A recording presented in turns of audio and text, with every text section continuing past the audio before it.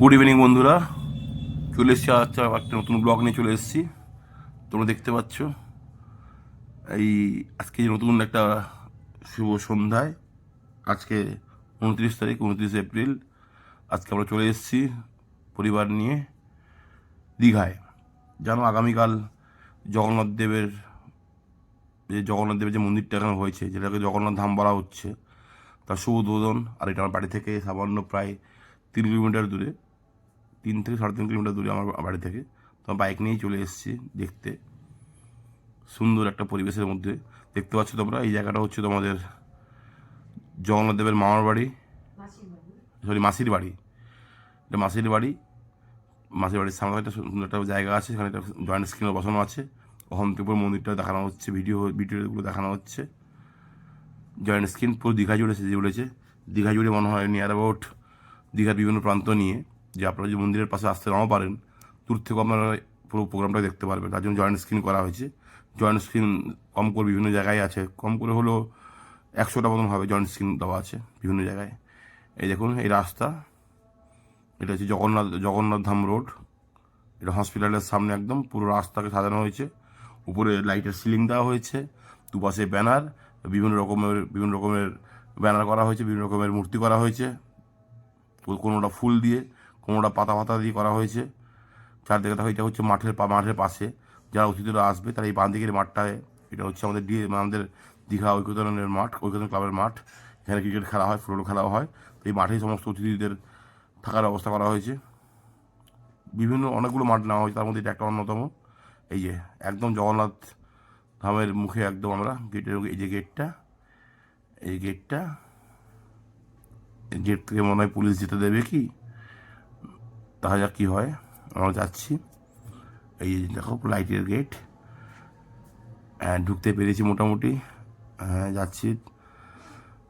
যাই হোক, দেখো কীভাবে লাইটের আলোর মাধ্যমে সেজে উঠেছে আজকের এই দীঘার জগন্নাথ ধামের রাস্তাটা।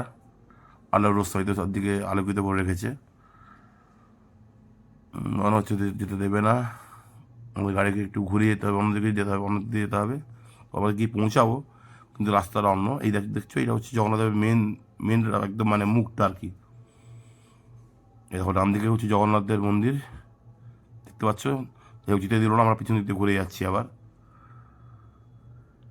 মেন রাস্তা এটা ব্লক করা আছে, যেহেতু অনেক ভিআইপিরা আছে, অনেক ভিআইপি পুরো রাজ্য থেকে সমস্ত ভিআইপিরা এসছে, রাজ্যপালা বলে পুরো দেশ থেকে এসছে। এই দেখো এই সাইড দিয়ে দেখা যাচ্ছে মন্দিরটাকে, আমরা দেখাচ্ছি আমরা সাইড দিয়ে। আবার এই পাশ দিয়ে ঘুরে যাচ্ছি, সামনে ফ্রন্টটা আমাদেরকে ব্লক করে দিল। এই দেখো এটা হচ্ছে ব্যাক সাইডের। এই দেখো এখানেই অনুষ্ঠান হবে আগামীকাল, এখানেই সমস্ত রকম ভিআইপিরা বসবেন। এই দেখো দেখেছি খুব সুন্দরভাবে সব পাতা দিয়ে সাজানো আছে। তো এই ক্যাম্পটার মধ্যেই অনুষ্ঠানটা হবে আগামীকাল। এই দেখো এই হচ্ছে মেন গেট। এই দেখো জগন্নাথ দেবের মন্দিরটা। এই দেখো দূর থেকে সুন্দর লাগছে, দেখো একদম হচ্ছে যেন একদম গোল্ড কালারের মন্দির মনে হচ্ছে দেখে, একদম গোল্ডেন টেম্পল মনে হচ্ছে। আলোর রশ্মিতে দূর থেকে দারুণ লাগছে মন্দিরটাকে। দেখো এটা হচ্ছে পিছন দিকটা, যেহেতু আমার বাড়ির দিকে সমস্ত রাস্তাঘাট আমার চেনা আছে, ওই জন্য আমি যখন দেখলাম ওই দিক দিয়ে বাধা দিচ্ছে, আর ব্যাক সাইড দিয়ে যাওয়ার চেষ্টা করছি। এটা পাঁচিলের ভিতরে হচ্ছে মন্দিরটা, দেখো কত কাছে, দেখো আমরা পাঁচিলটার ভিতরেই মন্দিরটা একদম। এই দেখো এটা হচ্ছে একদম ব্যাক সাইডে, দেখতে পাচ্ছ কত সুন্দর মন্দিরটা লাগছে এই মুহূর্তে দেখতে। একদম মনে হচ্ছে সোনার মন্দির মনে হচ্ছে দেখে, লাইটিংয়ের জন্য মনে হচ্ছে সোনার মন্দির একদম। আর বাইক থেকে শ্যুট করছি, দাঁড়ানোর কোনো স্কোপ নেই, কারণ ঘন ঘন পুলিশের গাড়ি ঘুরে বেড়াচ্ছে। পুরো পুরো দীঘাটা একদম ভিআইপিদের রাখা হয়ে গেছে এখন এই মুহূর্তে। সাধারণ লোক নেই বললেই চলে, টুরিস্ট খুব কম আছে, যারা আছে সব ভিআইপিরা আছে। এই দেখো এটা একদম ব্যাক সাইডে, এটা একদম পুরো ব্যাক সাইডে হচ্ছে এই জায়গাটা।